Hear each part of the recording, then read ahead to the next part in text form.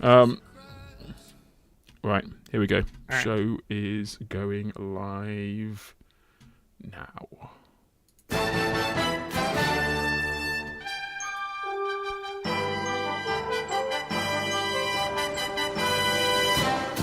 Hey, are you even listening? The Gritscast. The TF2 podcast. With these jerks.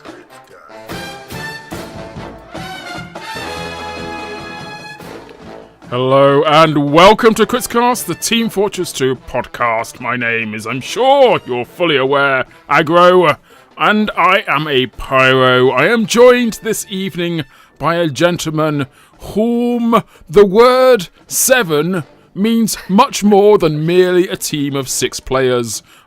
He is a grandiose fellow in the world of Team Fortress 2. He's existed in his own merry little world for such a long time, and every 6 months or so we get to reel him back to our version of reality and welcome him once more onto the show. I am, of course, talking about Sigafoo. Sigafoo, welcome to the show. Thank you so much for having me. I'm glad that I can be called grandiose and also almost content in the pre-show. So almost, that's almost, not quite, but almost. Don't get carried away. Glad to be back there. Always fun to be hanging out with you on this amazing podcast, and looking forward to the show. Excellent. I'm so glad you said that. Actually, one of the things I should have warned you about is around at this time of the show, we ask our guests to do a quick rundown of what they can expect to hear on, or what you, as in you, the listener, as opposed to you, the presenter. Anyway, it all makes sense in my head. What is it we can expect to hear on this week's show? So this week's show, we are going to be covering TF2. As always, we're going to be covering the new Snapchat filters, which allow you to do some augmented reality coolness. And then inside of Comp, we'll be covering the ETF2L. They have a few different events going on, the Highlander Grand Finals, the Whitelist Test Cup, as well as the Season 29 being announced.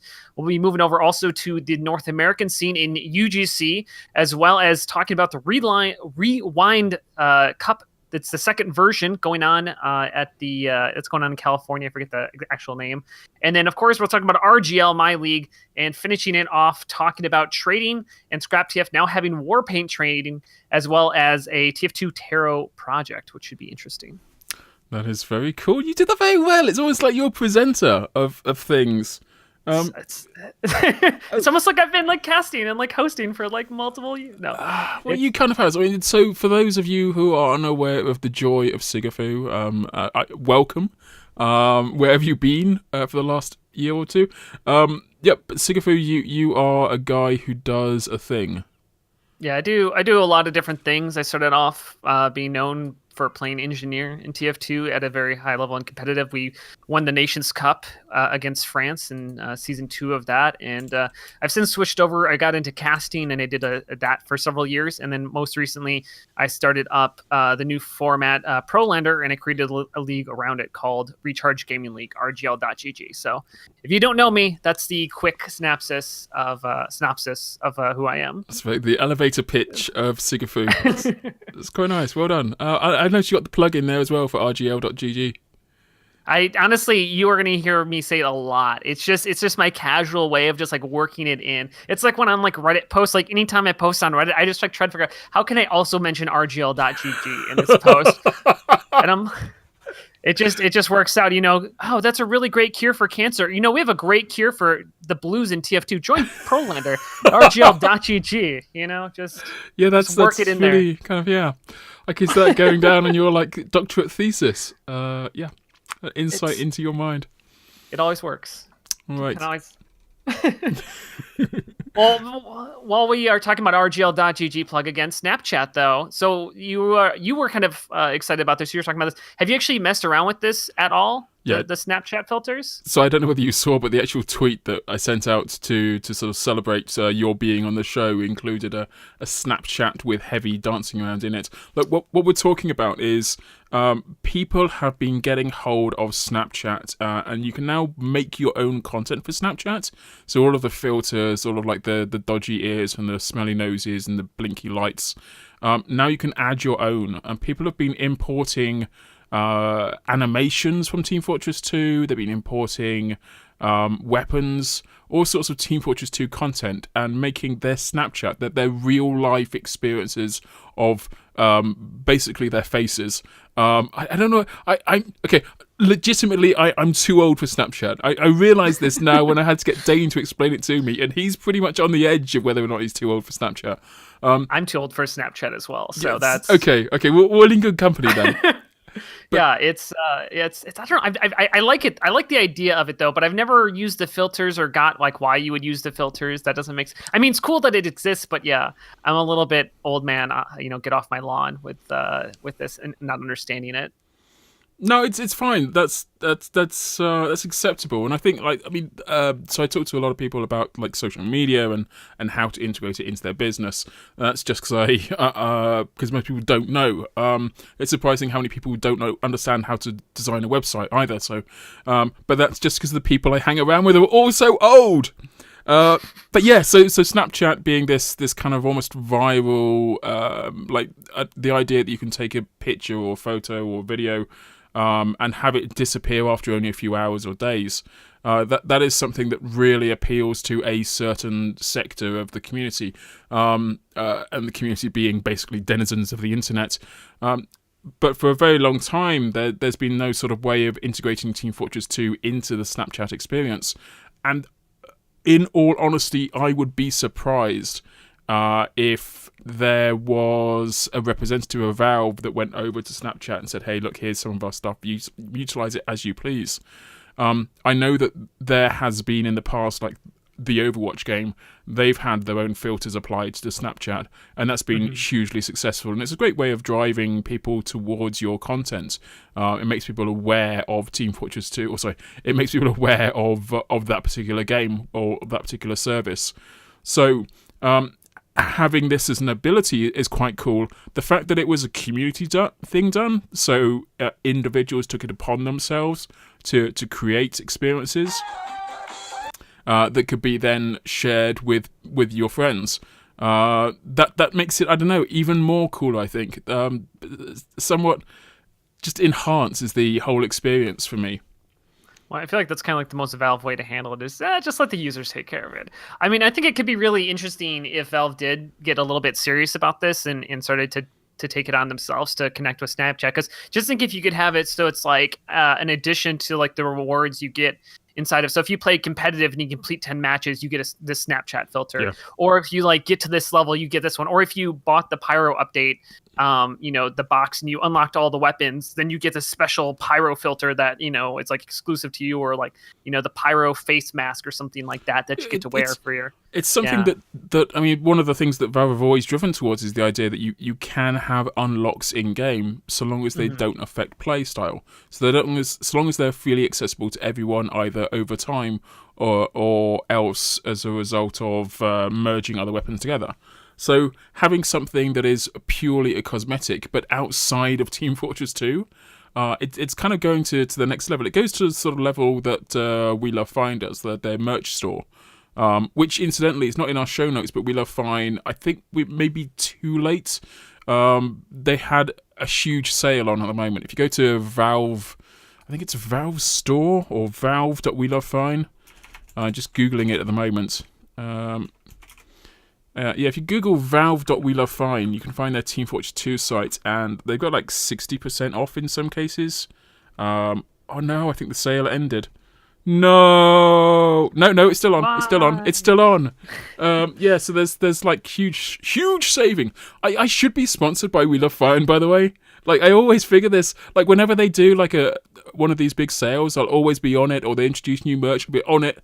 I've approached them in the past as well and said, look, can we sort out a thing? And they're like, yeah, we're definitely interested in that. We'll let you know when that's a reality. 2 years later.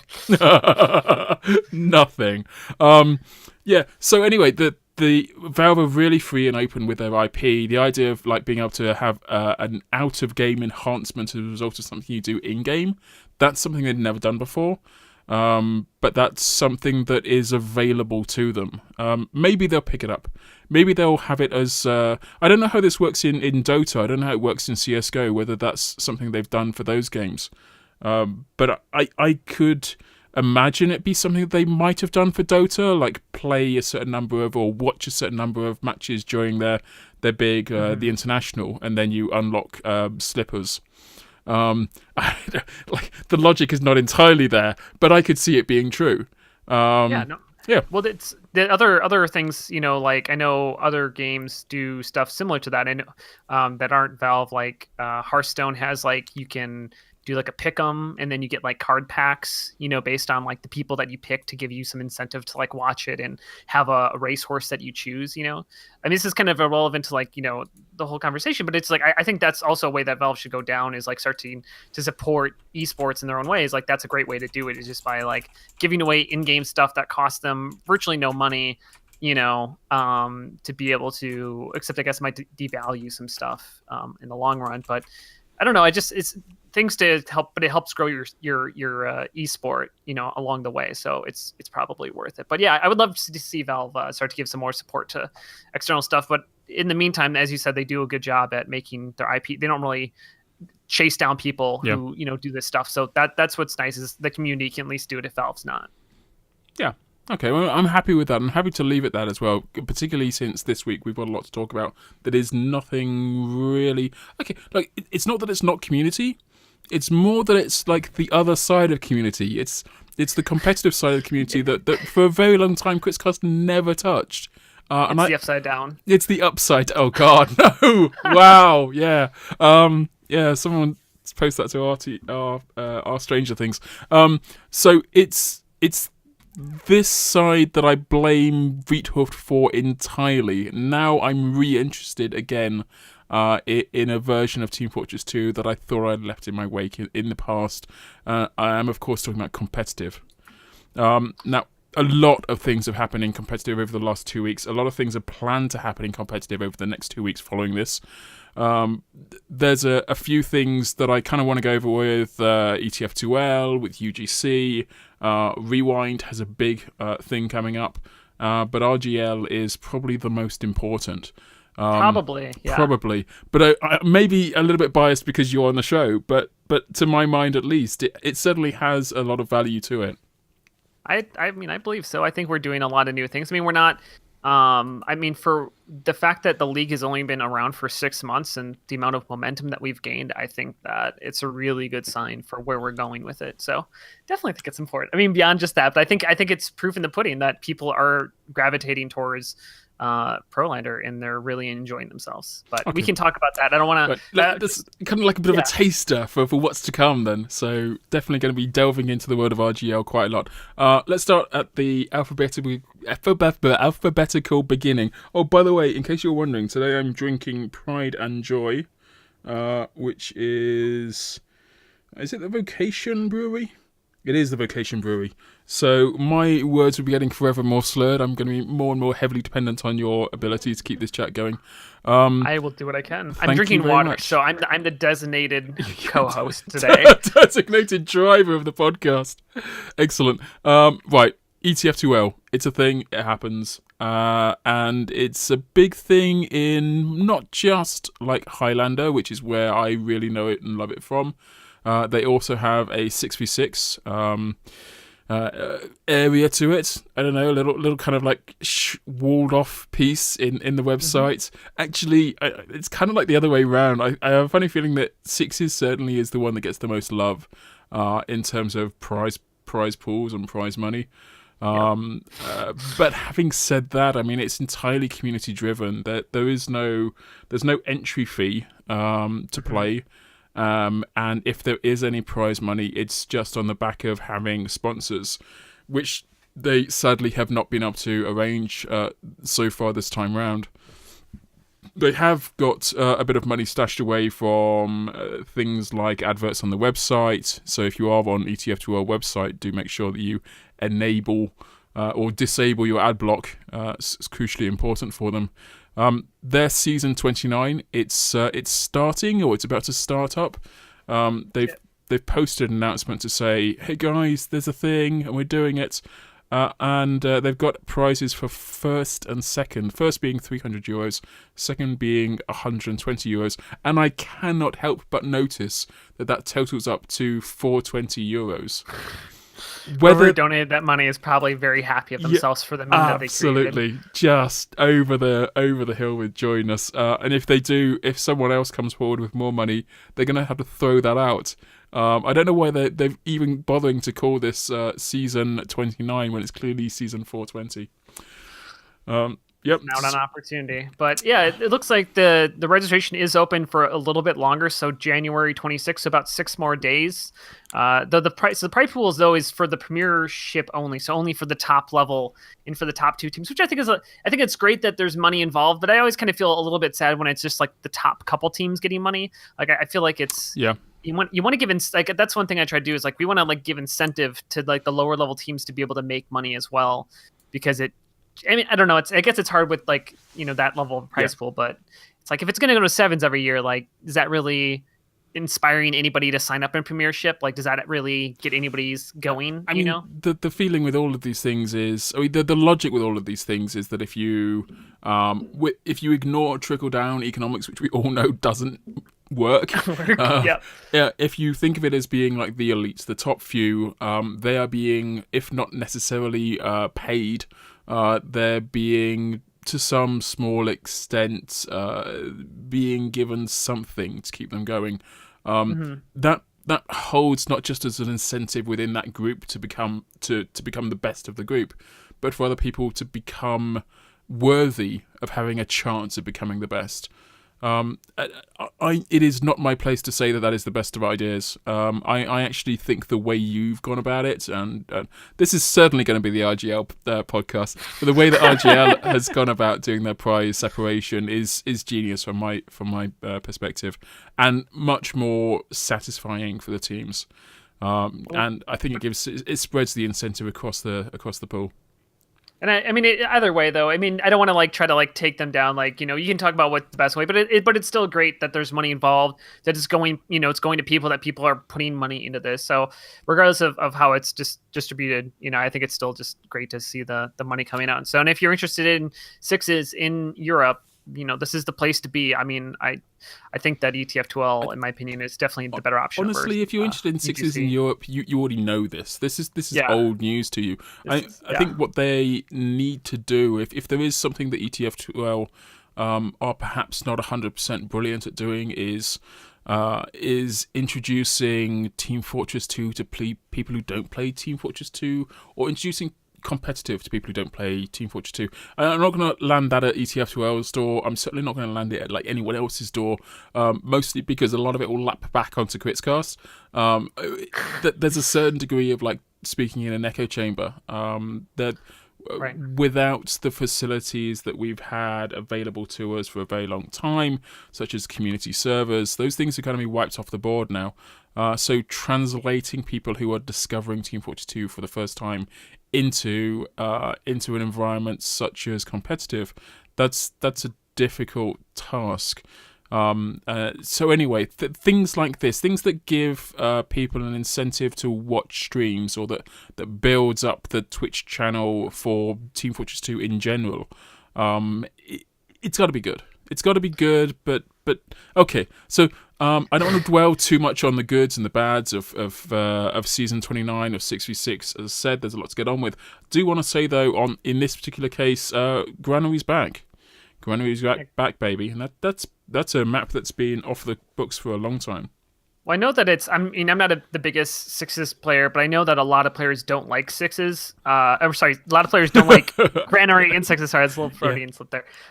No, but that Granary, it's like from the pushing style from like out of last is awkward, or it was like it was something like that where it's like it just created like these weird stalemates that were really hard to get out of, and in that, I mean, that's the nature of 5CP, but that map in particular was worst at it. So I don't know if it's just like they're going to give it a go again to see if it plays better. I know that they have like pro versions that they use now, so maybe there's a new version of the pro version that they're using.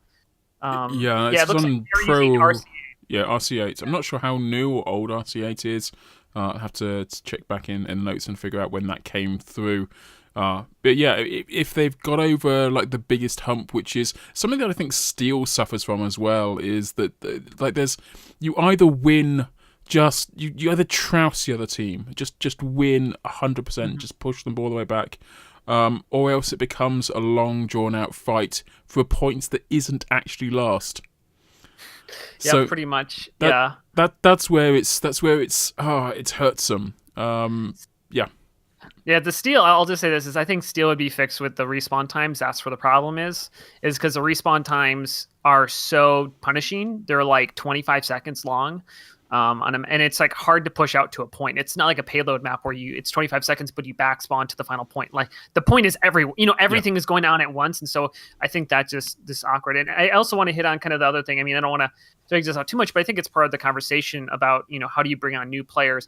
And I think the other thing too with that is that, the inherent problem though that Sixes has with bringing on new players is that it's not a 1-for-1 translation from the TF2 format. Yeah. Like if you played 3,000 hours of TF2 and you said to somebody, okay, they've never heard of competitive before, and you said to them, what would you think competitive would look like in TF2?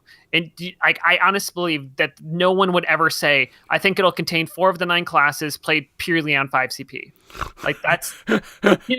Yeah. Like no one would ever give that answer. And so I think it's just one of those things that you have to like, basically you have someone who plays TF2 and then you're like, no, okay, now here's how it's like someone speaks English and then you're like, okay, now we play this thing and it's in French. But don't trust me, it's a really good French. It's a great French. It's the best French in the world. It's just, you have to translate the person from like, okay, yeah, it's another language, but it's similar in its own ways. And, I think that's kind of always the challenge is like, convincing people to play in that. And then also, I mean, there's also the community around that can be a little bit insular because if you don't play exactly how they want, they don't like that.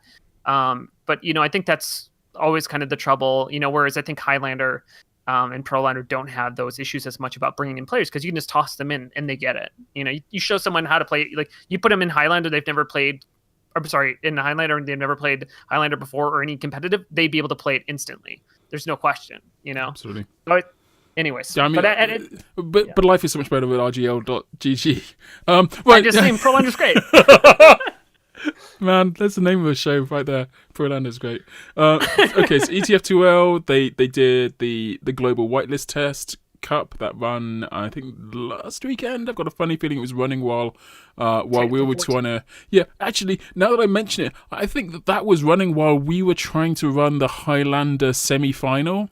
So a lot of stuff was going on, like overlapping. Actually, no, it was Rewind that was doing a lot of their qualifiers while we were doing the semi-final. So yeah, there's a lot of competitive stuff going on. Oh yes, now that I mention it, ETF2L Season 14 Highlander Grand Final. It is the upper echelon. It is the best, the cream of the crop, the tip of the top. And it is happening live on this channel on Critscast tomorrow as we record this, which is Sunday the 21st at about 8 p.m. There's a tweet out with all the information on that as well, so please do check that out. And that's going to be it for ETF2L. Yeah, I was going to say is if you actually really cool feature that you guys use, if you guys go to twitch.tv/Critscast, there's an event section directly underneath, and if you look at that, it'll translate it to your local time. So for me in Central Time, that's 2 p.m. So it's perfect time. I mean, that's a great thing about European casts is you can catch them during the day on the weekends and stuff like that. So definitely 8 p.m. So it's because that's 8 p.m. UTC. 8 p.m. GB time, which is UTC -1. Something like that. But yeah, so it'd be 3 p.m. Eastern. Yeah. That's right. So that's it's a good tip. It's a good tip. Right. ETF2L. We finally closed the door on ETF2L. We've got UGC to come through. A bit of an announcement that season 24 of the UGC Highlander that is due to kick off sometime in January. They actually put up an announcement post, and depending on how you read the announcement, it could mean kind of anything. Just putting out there. UGC. Yeah, well, really, I don't know whether it was this bad. So they've got an announcement that effectively says January 22nd, week 1 of Highlander season 24, schedules to be posted a few days prior. And then it says Tuesday 30th of January, Highlander sign-ups close. I think it's that.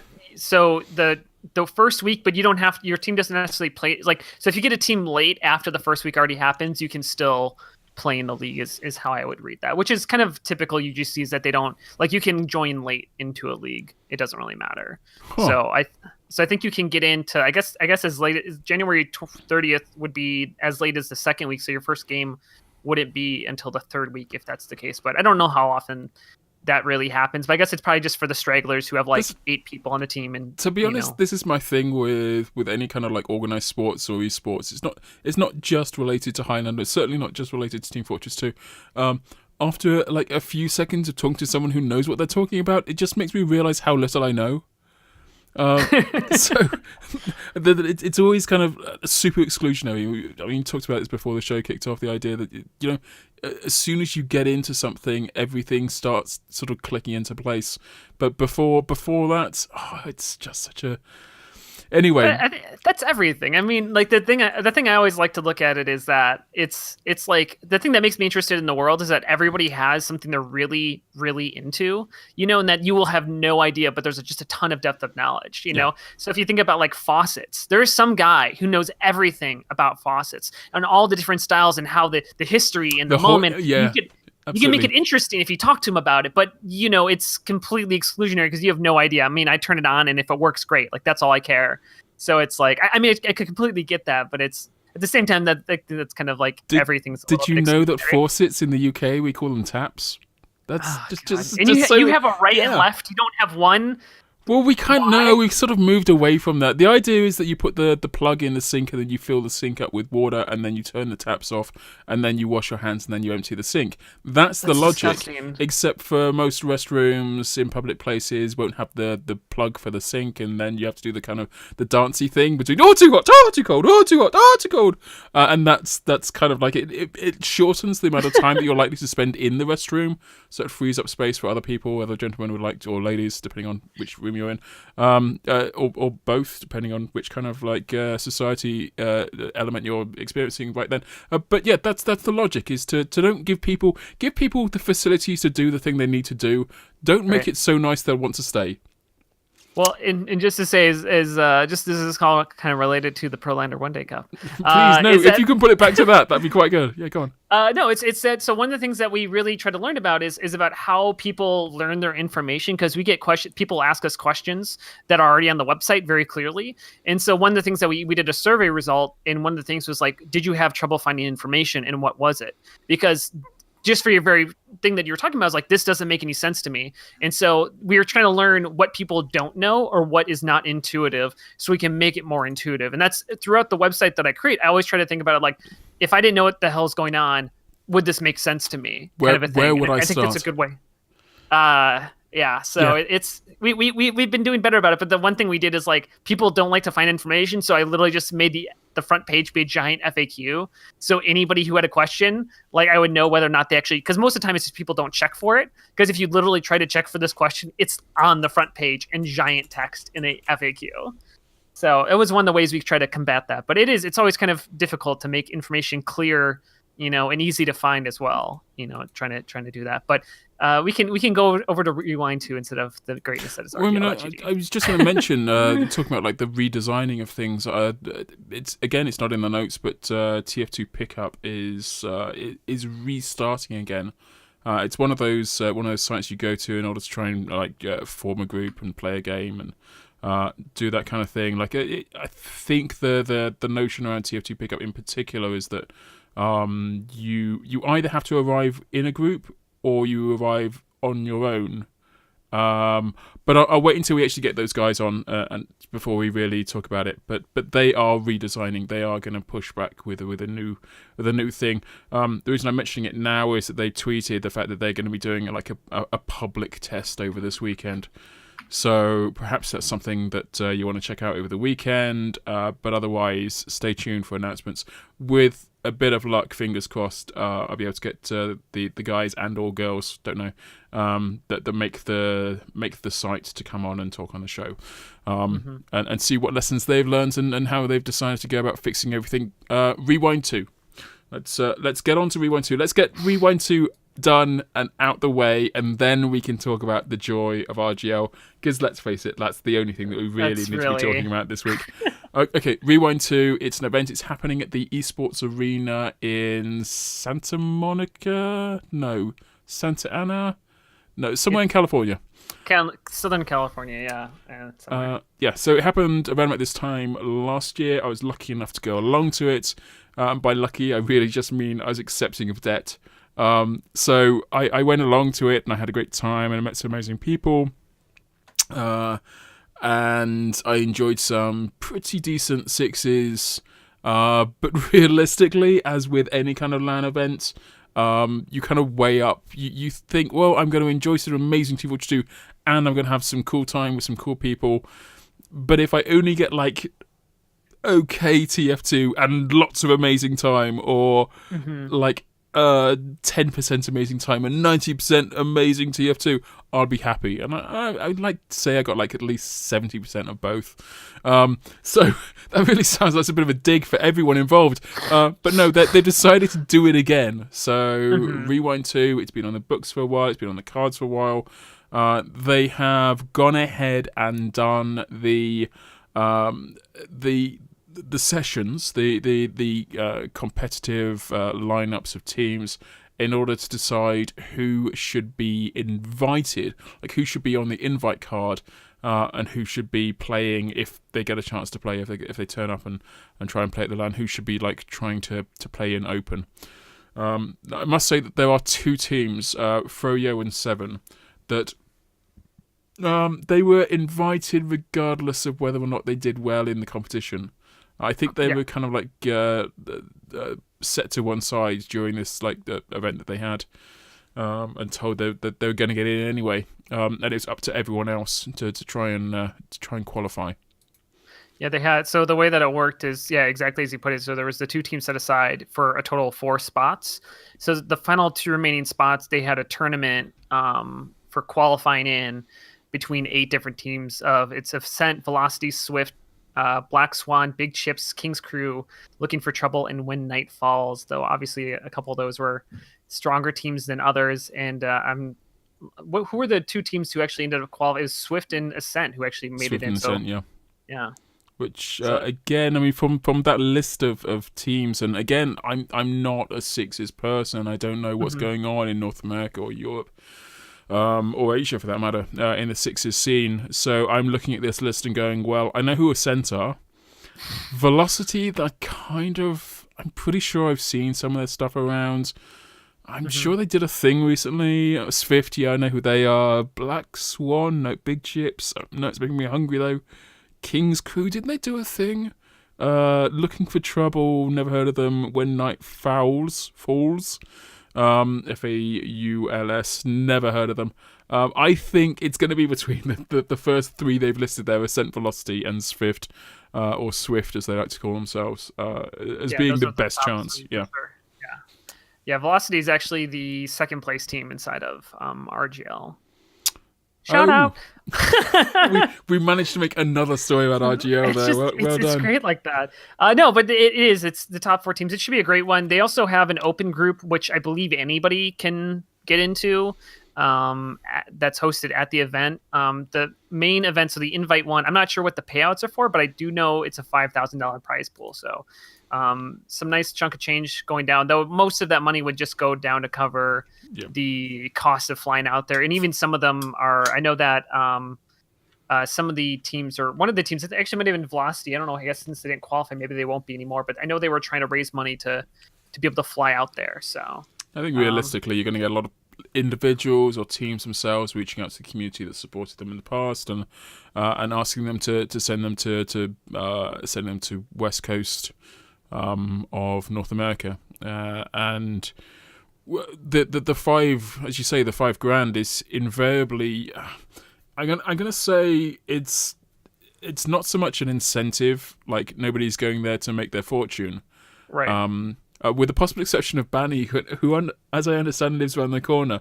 So if Froyo win, Banny will make his cut, and it'll be like free money. Yeah, it'll be, well, at least, the travel costs will be a lot cheaper. Absolutely. So it's kind of like the incentive for those who are coming over from EU is much greater, because otherwise they're not going to get home again. It's they're going to have to go wash dishes in the back to. Yeah, that's right. That's right. Forever. There'll probably some of those from a centre that have still been there from last year. If they don't win this time round, then they're never going to go home. They're not going to see their parents for Christmas. Right. So that's the thing that's happening, and it's really cool. Like, I think that's one of the things that you can take away from it, and I hope they do like a good job of it this year as they did last year. Is the group sort of covering the events have a tendency towards doing sort of tweets and sort of publicizing things that have happened with team players, not just like during the occasion itself, but beforehand and afterwards. And they'll go to Disneyland and they'll go to the beach. And I know when because the Australian team turned up last year.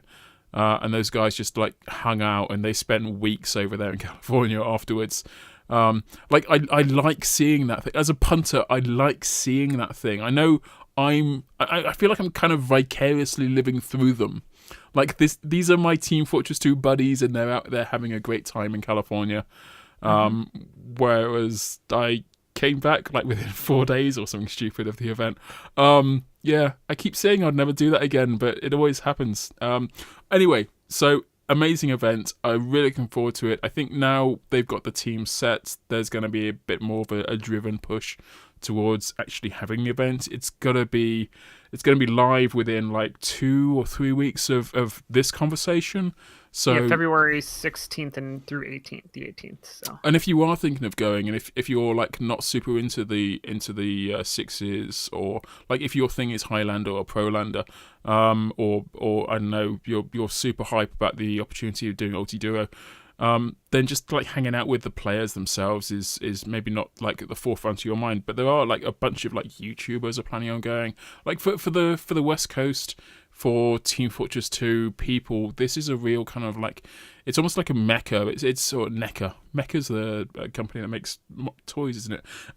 It's a NECA. It's a chance to. Is it the other way around? No, I'm lost.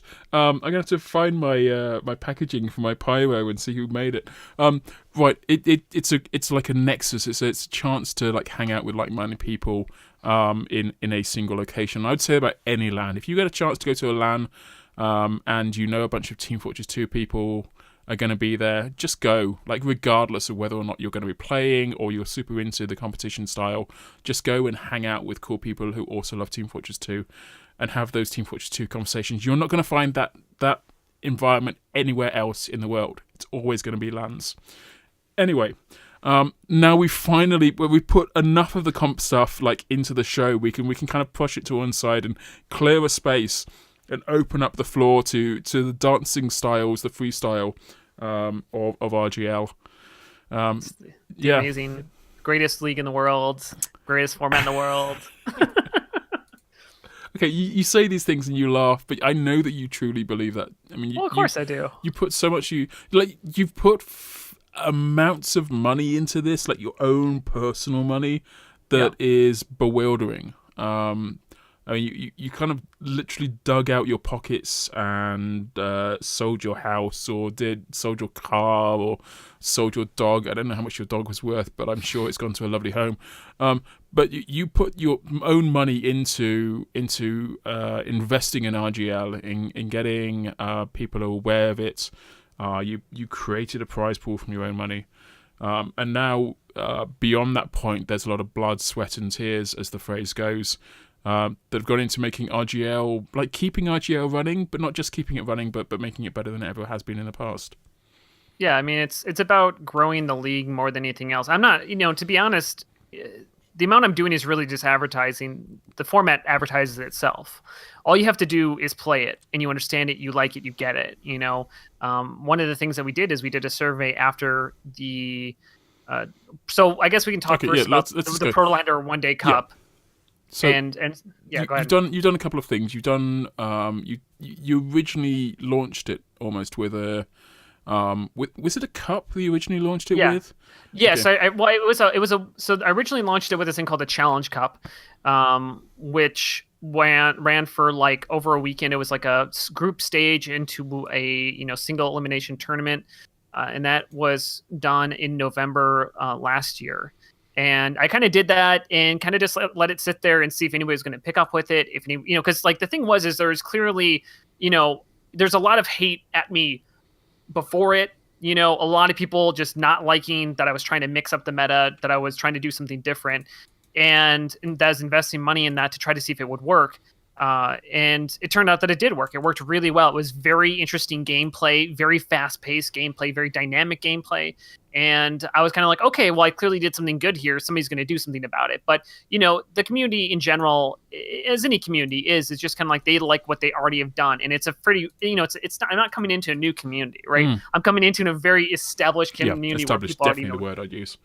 And so it's trying to break into that means that I have to do that myself. And it was just too good for me to be able to just set aside and go, I'm not going to do anything with this, And so, especially because I just think that it's just like a good place for TF2 to go. And so that's where it kind of came from. And I guess I kind of have this sales pitch for people who don't know Prolander. This is kind of like the simplest way to kind of put what Prolander is. So Prolander is a 7v7 format where you can only have one of each class, meaning that any given time you'll see a majority of TF2 classes actually being played. This also means that you'll have to constantly think about what classes are best for that moment, and to be thinking about best for that moment to help your team or to counter theirs. I mean, that's just it. It's like, it's not Highlander where you're restricted to run all classes at all times. Were you reading that? Yeah. You were reading that. That's not just... Yeah, that's off my website. You went into a different voice when you said that. Yeah, I was thinking, I did. Like, you must have drilled it so hard into your mind that you were like... No. Literally the elevator pitch. I could see you going to work in the morning, up in the elevator, going, Prolander is a summary. I'm looking at your website at the moment, rgl.gg, and the last time I saw this website, it was very sparse. Is perhaps a nice way of putting it. If I was a estate agent trying to sell this as a house, I would say that there was plenty of opportunity for expansion. So it's changed now. It's been updated. It looks, I'm not going to say prettier, but there's definitely more to read and to look at. Well, the thing with the website is it's not. I mean, I designed the website myself. I'd love if there's a front end designer who wants to come help me out. It's definitely minimal, but we try to go. The idea is minimal, but it's functional in the sense that it's easy to get to everything. We don't want to do something like I think UGC is like the opposite of like what you want to do. If you go to look at their website, it's just full of everything at once, and it's like if you want to do something, it's not really clear where you do it. You have to. I think it's a little bit harder to navigate. Also, having gray on black background, gray text on black background is usually never a good idea. But so it's like I think TF2 is a solid website, but it's again just like kind of keeping it simple, keeping as you said. Just not a lot of overwhelming information. Like you come in, here's the articles, here's the VODs, here's this different stuff, and you kind of go from there. But we could definitely do with, again, some front end designer who wants to make stuff pretty for me. Yeah, please call me. I'll take it. It is definitely a different. It's a different discipline doing like hardcore coding, making a website run fast and work seamlessly, versus making a website that looks beautiful. And so this image at the front of the page, that's kind of like our infographic, because we want to so when I'm going to be tomorrow is when we're going to be making our big push for the third season and kind of getting our getting ourselves out there and advertised. I wanted to have an infographic rather than just like coming to the website, like what does the website mean? Okay, like here is what Prolander is, because that's what RGL is. RGL.gg is just, it's Prolander. And so if you don't know Prolander, if you don't understand the benefits of Prolander, if you don't understand the benefits of the league, like we're free now. We're our recreational league is completely free. There's no monthly, we're not free to enter with a monthly subscription of some sort. There's no underhandedness. It's just what the word means. It's free. And so, I've seen some of your tweets, and I follow you on Twitter. I've seen some of your tweets have been somewhat scathing about things like ESCA, where they've said effectively, "Hey guys, it's free to enter," but you kind of followed up, and then you're like caught up in this fly trap. Well, anytime I do anything to criticize a Six's thing, I mean, it's so in that situation, it was just purely saying like, this is being advertised. So on the website of ESCA, it makes sense to say free to play because it's talking to, I'm sorry, not free to play. It's free to enter. That's the free to play would be a misnomer. So free to enter is what they say, because it's technically free to enter with an ESCA Prem membership. But the thing is that when they're advertising it to TF2 players who don't like ESEA is a CS:GO thing, right? So if you are in CS:GO, you understand that there's a premier, like there's like a prem you have to pay. It's $7 a month in order to use it. And so my point was just simply like saying free to enter to TF2 players it's not completely forthright. That's what I'm saying is like if it said free to enter with the purchase of monthly subscription to ESEA Prem, I wouldn't have said anything because it would have been a completely truthful statement. And it was just like one of those things where it's like they did it's completely successful. They had, I think, 80 teams this season. They did a wonderful job having the free to enter, removing, because it was about a 33% discount. Because before it was $10 to enter plus $14 to $21 worth of monthly subscriptions. So effectively it went from like $25 to $36 to being $14 to $24. So like it's still money that you have to pay, but that just is like, let's just be clear about this to TF2 players, because I think it'd be confusing if you had some player go like, oh, I want to go join this. And like, oh, wait, what is this? Yeah. Like, I feel like that's just, I've joined, dishonest. but now I have to pay. Right. Or I've got a team now and this team's dependent on me. And now I have to pay. It's like, it's like turning up to an egg and spoon roast and being told that you can run for free, so long as you use an egg and a spoon, but you can't bring your own. You've got to buy one of these. So it's anyway, a very American way of advertising, where it's like just leave out this important detail where money is actually involved. But yeah, so anyways, and so yeah, we're doing a free league this season. So it's the recreational league. So like ESEA Open, there's no prize pool. Shots fired. But no. So it's the recreational league. It's a great way. So we have kind of two different versions of it. So we have the recreational high, which is for anybody who wants to join into that, because the problem that we had in the previous seasons is we're an evolving league. We're trying to figure out where are our problems and what can we do to get them better. So we had 3 divisions last season where we had like invite, or high as we called it, which was like, Froyotech, Ascent, Velocity Esports, the top teams play. Then we had the other paid league, which was now known as Div 1. And that is like kind of like your like lower tier but still decent level players. Like if you know competitive ranks, it'd be like UGC silver to UGC low plat. Like that's roughly where I'd put that skill level. And then the problem is that rec was kind of like this like weird league where it was generally people who were lower skill level than that, but we had some higher level people. And so it ended up being like kind of making unfun games because we didn't really have enough people to spread out the divisions and stuff like that. And so what we're doing this season is we separated out. So now the recreational division is spread out into, we have a high division, which we don't put any restrictions on player registration. You can have as high a skill as you want to as low a skill you want playing in this.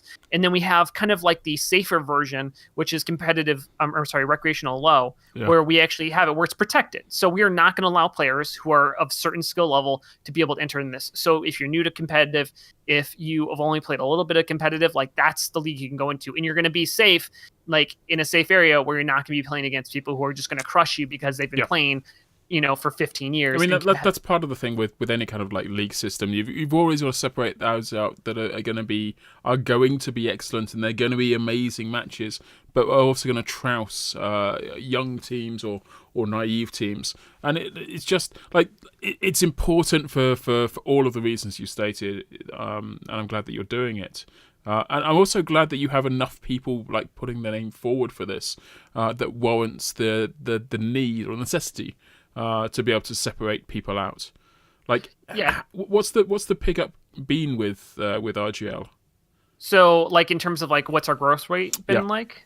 So in the first season, we really struggled to get players to sign up just because we were new. The other thing that we did was everything was paid, which was a mistake in the way that we did it. So the competitive leagues obviously are paid because there's prize pools involved, but the rec, what we did is we offered teams free servers. So like you paid, but you got a server along with your team, but it wasn't enough of an incentive for people to put up money. And so most of the registrations that we got, I'd say about 50% of the people who registered in the first season were actually paid for by others. So we had 2 people, Ice Kappa, as well as I can't remember the other guy's name off the top of my head. And they both put up money, and they said, anybody who wanted to register inside of these divisions, I'll cover your fee for like X amount of dollars.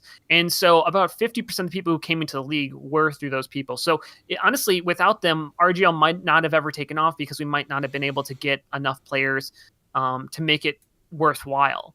And then in the second season, we had nobody offer any money. This was everybody who joined was off of their own dollar. And we ended up seeing a growth rate of about 30% from the first to second season, which I think is pretty good given that we didn't have anybody helping that along. And now going on into the third season, so we ran the Prolander one-day cup. So in our regular season, now we're getting onto the thing, the Prolander, the one-day cup. That for me is, I'm personally very interested in it. Why you decided to do it in the first place, like how you built it up from transitioning like the player base from being very much league based to being one day. Was this one of your surveys? Was this something that like people told you they wanted to see happen, or was it your own initiative? So it was my own initiative. Is all done pretty much by me in terms of getting it off the ground. I had a wonderful staff around me of multiple people to help out on the day of. The idea behind the cup was basically that, again, it kind of goes back to the statement I made before, which is the best selling point to Prolander is just playing it. Like, if you play it, like, I'm hard pressed to believe that most people will not enjoy themselves playing it. And so I was like, okay, a cup, doing a league that's a commitment. Right? Yeah. Like, you actually have to schedule yourself off multiple weeks. Together. Yeah. Right. You in doing a cup, it's like I just have to join a cup, and if it's a crappy team, I played a day with them, and that's it. That's why we didn't do it a 2-day cup. We did a 1-day cup, 6 hours. And the way that we also did it is that we wanted to create just a little bit of incentive, that it's not just you're playing for fun, but just enough of an incentive that you want to try, but not too much of an incentive that you'll like stack teams and be completely aggressive about it because there's so much money on the line. Yeah. And so we paired up with a trading website, manco.trade, who sponsored our tournament. And so we then had it, so a prize pool of keys that we gave out. So the way that it worked is we separated out teams into divisions of 8. And one of the other things too is that we didn't let teams choose the division they were put in. We would actually, as admins, we went over literally every single player who was playing, every single team, and we figured out what we thought their skill level was, and we placed them in a division of where they should be. Yeah. So the idea behind that is, like, if you just let people choose a division, you're going to get sandbaggers because people know they're better than where they are. So by us allowing to do that, we had virtually no sandbagging happening. There was a couple teams where they were like on the edge of like where the division should be, but it was also like if we pulled a team from the division below, it might not have been any better. It's just, you might not just have a perfect 8 teams per division who are in comparable skill levels, but for the most part, it went really well. And so then the other thing that we did is inside of the division. So we separated out to 8. Then we said the top 4 teams inside of each division are going to get a prize. So it's not just like, like we were talking about in the ETF2L Prem, where it's like the top 2 teams, where it's like very exclusive. The way that it works is that half of the people who play, they're going to get prizes, which I think is really great incentive for it, and also makes it so that the games are more meaningful because you're always working towards something. You're always trying to work towards that prize. And so we did what's called the Swiss format, and it's a lot of people don't know what it is, but it's really, really simple once you understand it, but it's kind of complicated to explain. But essentially, you start off with 8 teams, and they all play each other. So you start off with 8 teams, and they play one round against one opponent. So after that first round, 4 teams are going to have won the game. 4 teams are going to have lost a game. So you have 4 teams who are 1-0 and 4 teams who are 0-1. So then you have those teams play against each other of the same skill level or of the same win record once. So or one game. So after that game, you'll have 2 teams which are 2-0, 4 teams which are 1-1, and 2 teams which are 0-2. So 6 of the teams. Wait. I need to draw this out. Give me a second. I'm going to find a pen. Yeah, you carry on. No, and that's basically, so by the third round, you'll have 2 teams that are 2-0. So they'll play for the championship. They'll play for first place because they're undefeated. So whatever team's undefeated by 3 rounds, whoever's won 3 games, they win, the grand finals. You'll have 6 teams. 4 teams. I'm frying my brain here. You'll have 4 teams. Genuinely, I'm not surprised you're frying your brains. It sounds like it's something that's intensely complicated to work out. But it's very simple. Yeah. It's one of those things that once you've got started, it's so obvious. If you literally saw a visual of this, you would be like, it makes so much sense, but it's a little bit wonky. But ultimately, the way that it works is that you'll have 1 team who's 3-0, and you'll have 3 teams who are 2-1. That's the way that it works out. Every single time, however many times you play this, you'll always have that result. One team's 3-0, they get the 14 keys, and the 3 teams will end up at 2-1. So all it is you just have to win 2 games, and you'll win prizes. And I think that's really fun. That's a really fun way to put it. So was there at any point an opportunity to be for the score to go like 1-1 or 2-2?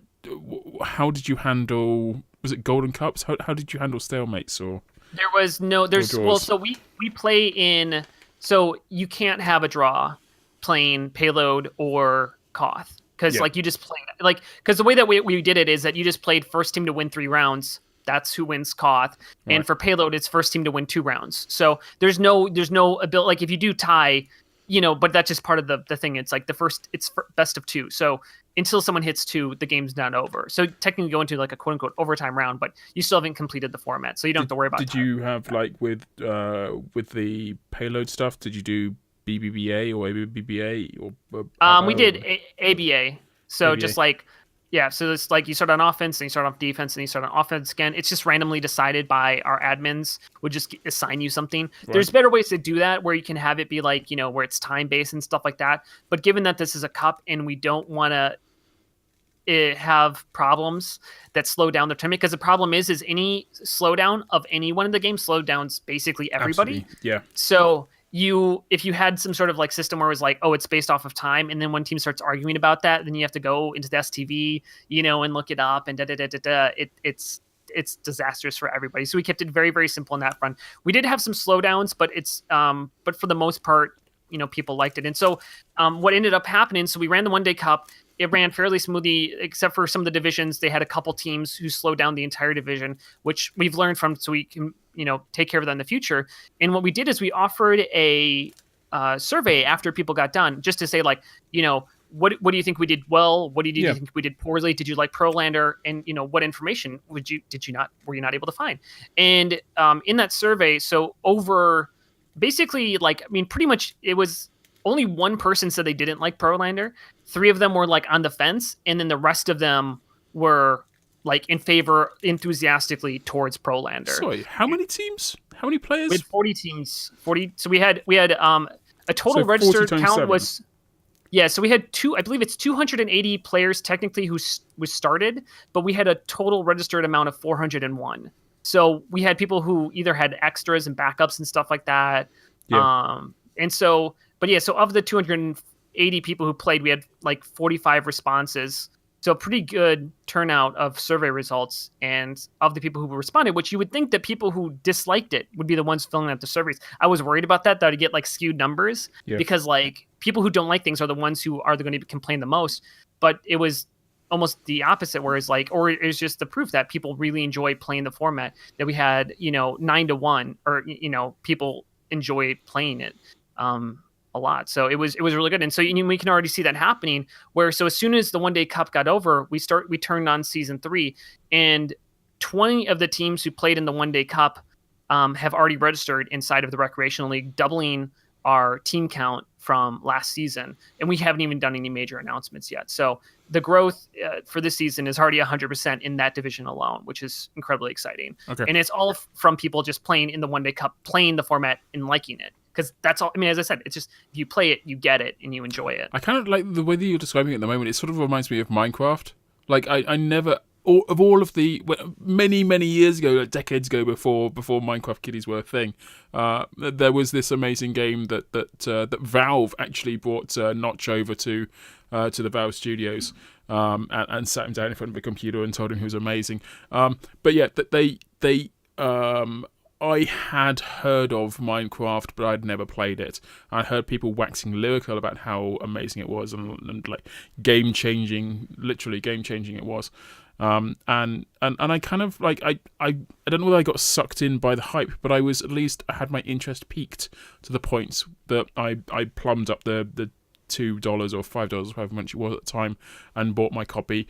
But after playing for 5 minutes, I realised, jeez, this is fun, because it wasn't 5 minutes I've been playing for, it'd been 4 hours.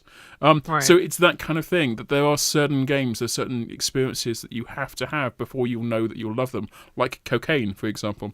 Actually, no, that's probably a bad example. Probably a bad example. Yeah, strike that from the record. That was actually, I've never tried it. I've never done any hard drugs. It's really weird. But yeah, RGL. It's the hard drugs of no, it's the Minecraft of Team Fortress 2 competitive. Okay, so you've had an amazing experience, and you have learnt lessons from it. You've taken away things from it. You're working on the website. I'm taking the big message that I'm taking away from this is that RGL is not done. No, we're not close to being done. Just another statistic that we can give is in 6 months since our Discord's been around. So we do free pickup games. So this is anybody who's listening who wants to try out Prolander. We're actually hosting games tonight at 7 p.m. Eastern. I guess for any of the live viewers, but rgl.gg/pugs.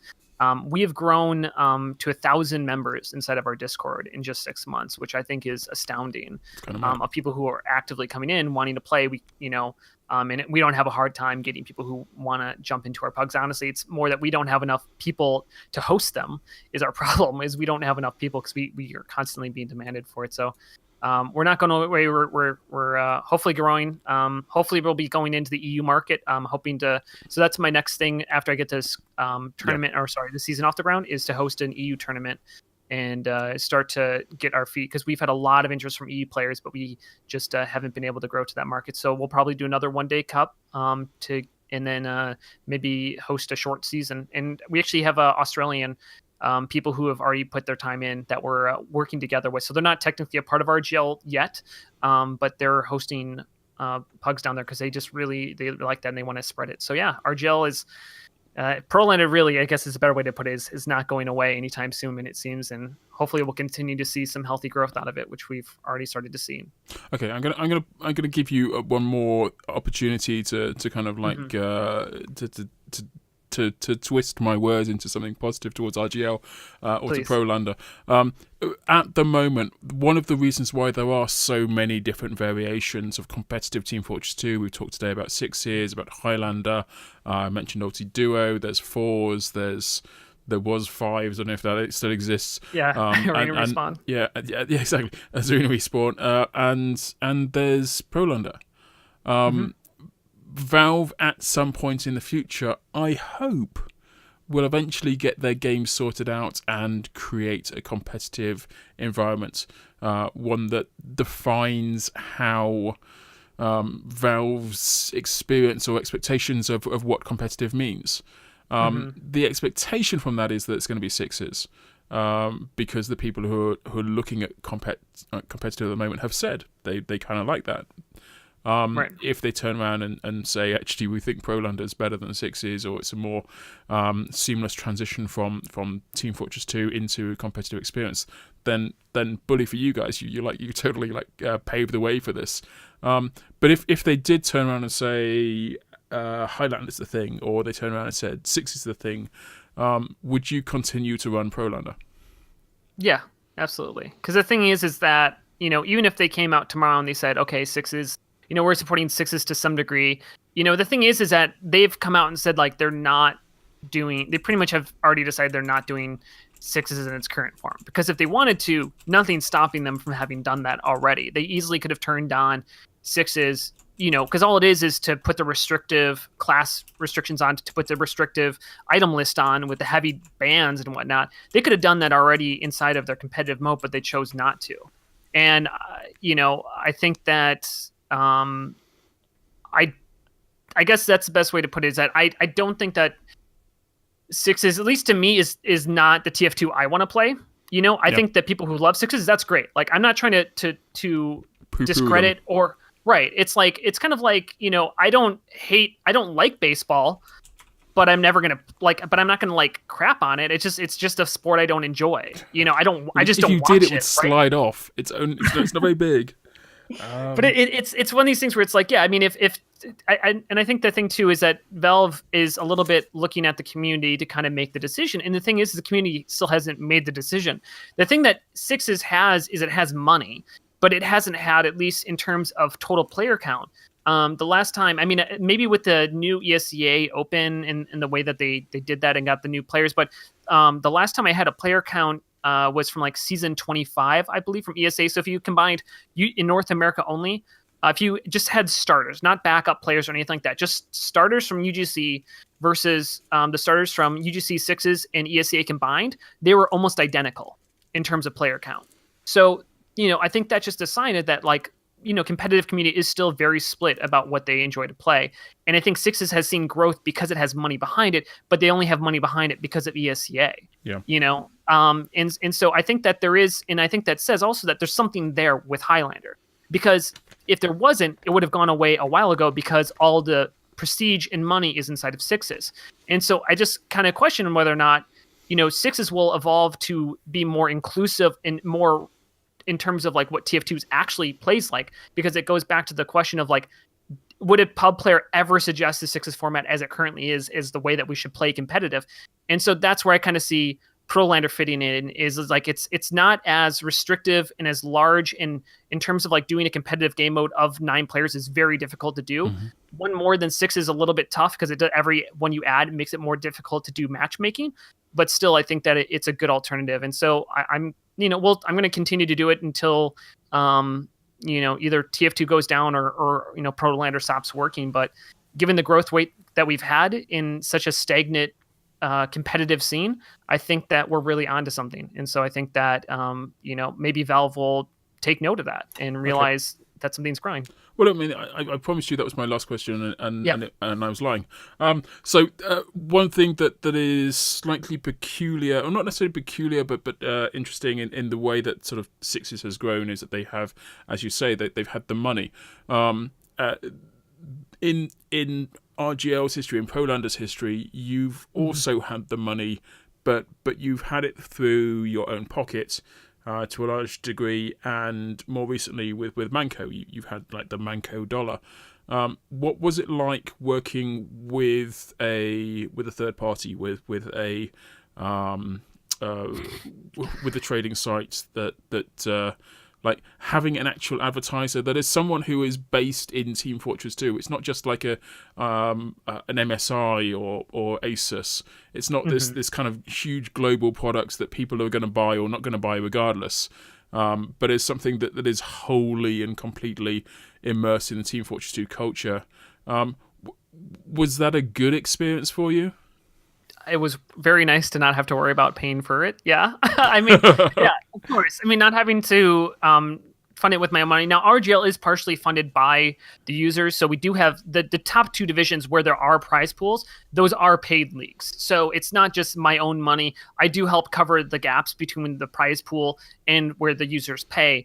But working with a third party is, of course, that's the only way you can grow. Like, even if we just go purely, I mean, like ESEA, if you actually look at their prize pool, which is about $19,000. I mean, the last time I checked, this was like season 25 or 26. And so if you calculated out the money that they had versus like there was no real sponsorship money from what I could tell. If you just took the monthly fees that people had to pay combined with the entry fees, you pretty much were a 1-for-1. There was almost no profit being made there at all. And they were just covering that. And so, I'd love to, if you want to see growth, you have to do it through sponsorships and stuff like that and be able to get more money, because you can't just expect, if you want to have a $50,000 prize pool, you can't expect players to put up that money to be able to cover that. And that's where sponsorships come in. And so, as we grow in players, as we grow in viewership, it'll be easier to accrue those sponsorships and help cover that and make the prize pools bigger, which will help players be more dedicated to it. And it's all kind of cyclical. You kind of need someone to get it started off. And that's kind of where my money's come in right now, is to help kick it off and give it some legitimacy.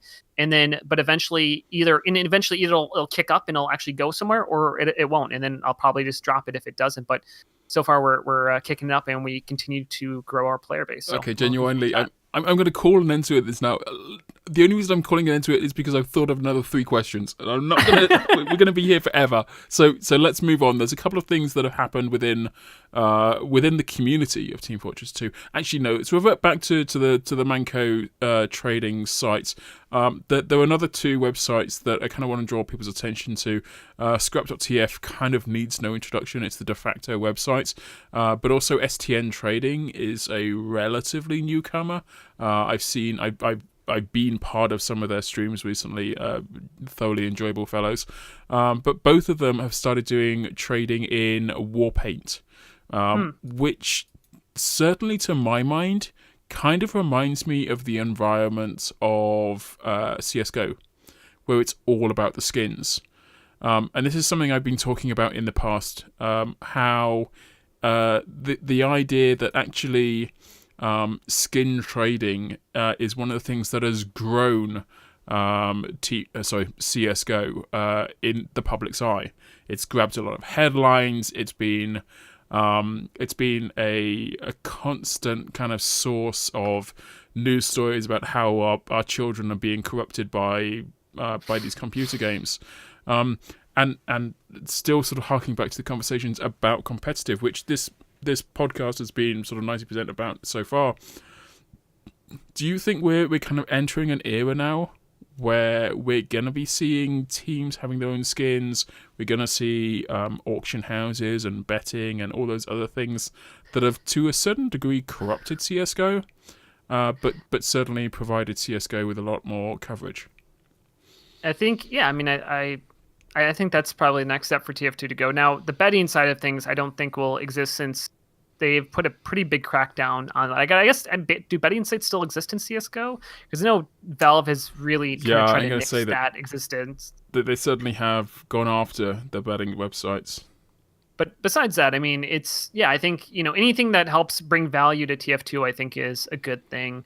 I mean, I think it'd be great if you saw like a Froyotech skin that you could put onto your gun, or, other stuff they do. Like I know for other ones they've done like casters, that'd be great for having casters being able to get like their signature, put onto guns, and stuff like that. I think, the more ways they can try to help you customize your gun and also have that money funnel back to the community, I think is a good thing and would only help to serve the community to grow more. Well, I've certainly seen a lot of people put forward their own skins as being like people who have sat there in the background, who have made beautiful fan art, who have done incredible things for the community. Now more and more of them coming forward and putting their own sort of foot on the block, so to speak. I've just created a new phrase, foot on the block, and just kind of leaving it in there as if it was perfectly natural and nobody noticed. In fact, if I hadn't drawn attention to it, this beer is good. Anyway, so there's certainly a lot to be had for skins in the world of skins in Team Fortress 2, and good luck to both Scrap and STN Trading for incredibly stepping up to the mark and making that part of the website. Look, we mentioned before, there's a lot of people doing incredibly beautiful artwork. There's a group called the TF2 Tarot Project. They exist on Tumblr, so if you're put off by the thought of Tumblr existing or people doing stuff on Tumblr, my apologies. You can skip over this section and just go to the end, and there'll be lots of links that be spoken and shout outs, so hopefully you don't miss those. But yeah, there's a group that is focused on creating a whole series of tarot cards that are Team Fortress 2 themed, and some of these are kind of cool. Apparently they had a group together. They definitely had their stuff together, and a number of artists have left that group now. So they've actually had a calling, had a call out for people to come into the project and to continue the project and to make these, or help the team make these cards. Have you had a chance to see some of these? Yeah, I'm looking at it right now, and the first one I see looks really cool or drawing style.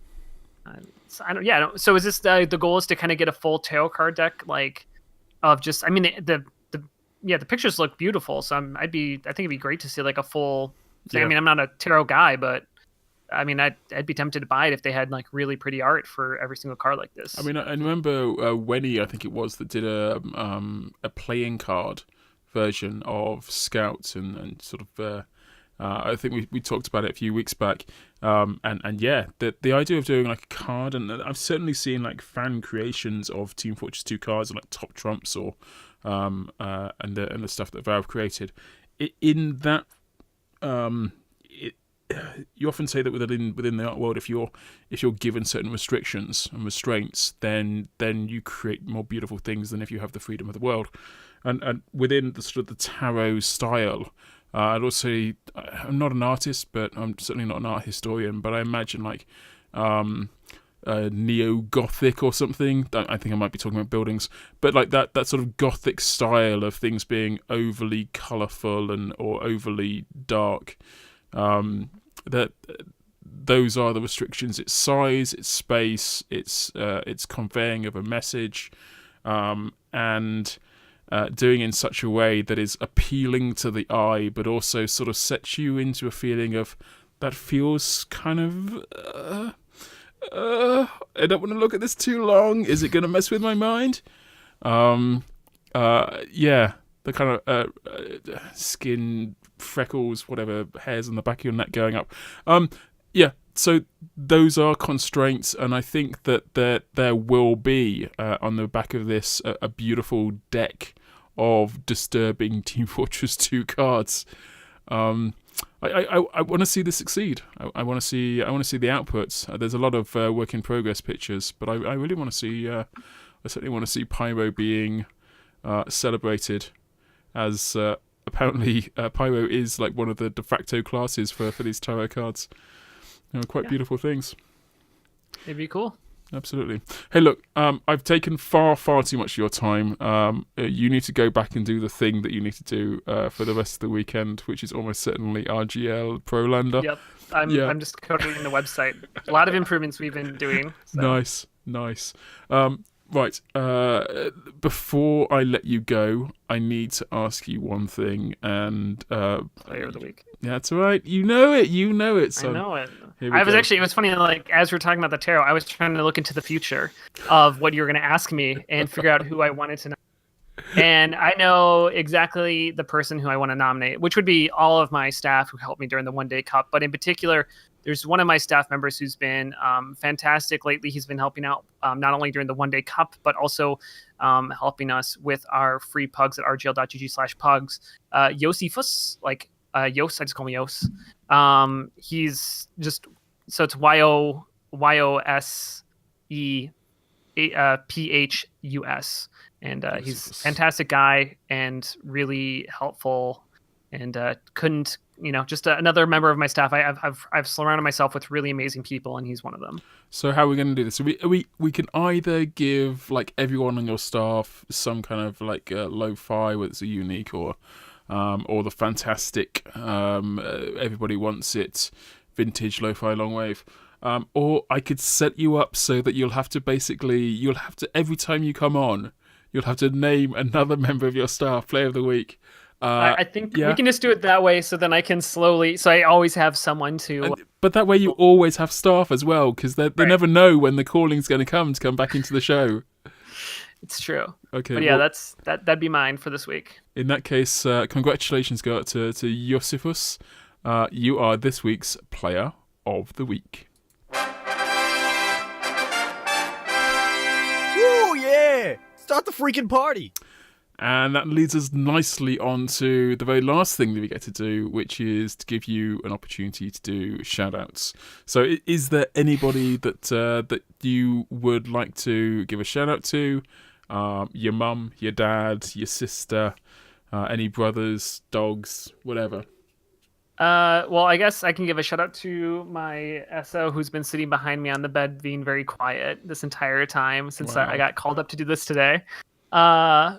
Reading Twitter, I believe. But no, shout out to just everybody at RGL who's been helping us, and just everybody who's a player and helping support us, because it's not just the people who run it, but it's every single player who helps us, plays in it, talks about us, helps promote our social post, all that different stuff. Is just always really, really great. And again, thank you. I mean, it's also just to you for putting on. We were talking about the longevity of this podcast and, doing it every week and stuff like that. And, I don't know if you get enough kudos for the time and effort that you put into this, or people really call you out for that. So I'm going to make you have to don't be humble or something. But thank you for doing this for the community as always. Well, I mean, I could be humble, or I could just plug our own Patreon, which is I think it's patreon.com/Critscast, which is gives us an opportunity to take a little bit back from what we've been doing for the last decade coming up of Team Fortress 2.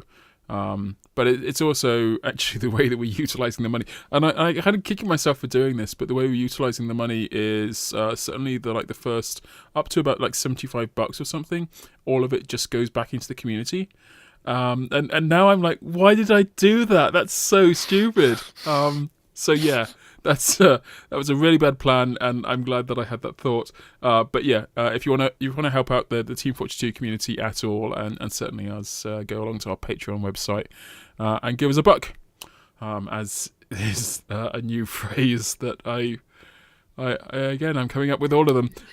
It sounds like you sound like an American. You British. You don't say buck for. We say, I think, what do we say for one? Like a quid. A quid. That's right. Yeah. I always think that's some sort of Harry Potterism now. Yeah. So give us a Quidditch. Give us a quid each, and that's probably where it came from. Thinking about it. Yeah. And we'll know then that you love us. So that's the thing. Anyway, thank you very much for being on the show. It was a pleasure having you on. You are brilliant, if not single-minded towards Prolander. But that in itself seems to be a living meme, and you know you've succeeded when you become a Team Fortress 2 living meme. Something like that. If I can just go down. I mean, TFTV has already pegged me as that, but it's just, if no one else is going to do it, I'm going to step up and do it, and that's what I've been doing my entire TF2 career, from being an engineer and trying to make that cool to apparently now trying to make Prolander cool. So we'll see if I can succeed on one of these. Good luck. To the best of luck to you. Right, for everybody else who's listening, enjoy your evening, and please remember that socks should be worn on both feet, assuming you have the two. Good night, everyone. Say good night. Good night. Thank you. That was another Playing the episode outro. of Critscast, Another satisfied customer. brought to you by thepodcast.com. Our influence grows. For more episodes, as well as our show notes, YouTube, Twitter, Facebook, Steam Group, and much more, head over to critscast.com. Another successful procedure. Right, okay. For all good things must come to an end, and for that reason I am pressing stop on the recording.